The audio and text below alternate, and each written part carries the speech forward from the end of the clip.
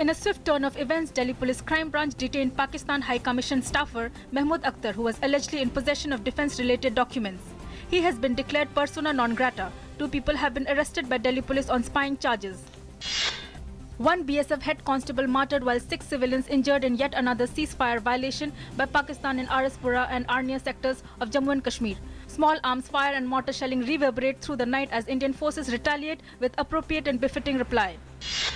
Prime Minister Narendra Modi asked all chief secretaries and secretaries to study and analyze the World Bank report on ease of doing business in India. During his Pragati interaction, PM asked for earmarking potential areas with scope of improvement. Seeks a report within a month.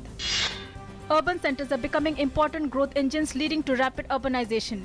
Keeping this in view, Union Government is proactively working on various initiatives like Smart Cities, Clean India campaign, etc. This was stated by Union Finance Minister Arun Jaitley today. He was speaking at 2-day forum on the theme of promoting sustainable urbanization in Asia Pacific.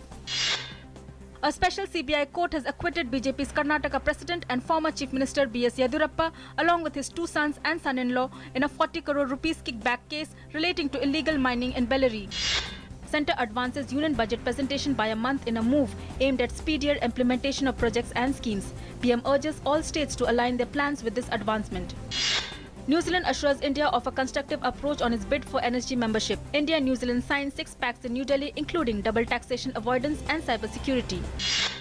Rumbling continues in Samajwadi Party. Akhilesh loyalist Pawan Pandey expelled from SP for 6 years. Shipal asked Akhilesh to remove Pawan Pandey as minister.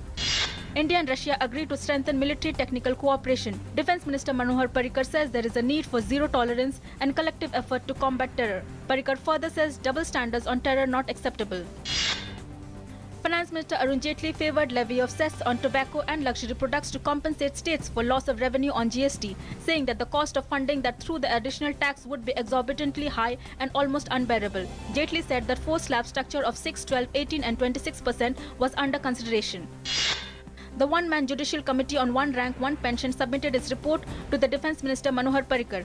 The central government had appointed the committee under the chairmanship of Justice Narsimha Reddy, retired Chief Justice of Patna High Court, to look into the anomalies, if any, arising out of implementation of OROP. The e-auction of the second batch of private FM radio Phase 3 channel commenced on Wednesday.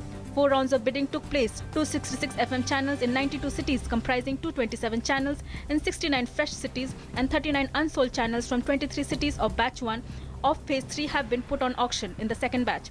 Total 14 bidders were allowed to participate in the auction. An Allahabad High Court order made the Delhi-Noida direct flyway toll-free. The High Court passed this order after over 80 hearings and 3 hikes in the toll tax at the DND flyway. With the High Court order, no vehicle would have to pay the toll tax on the DND flyway.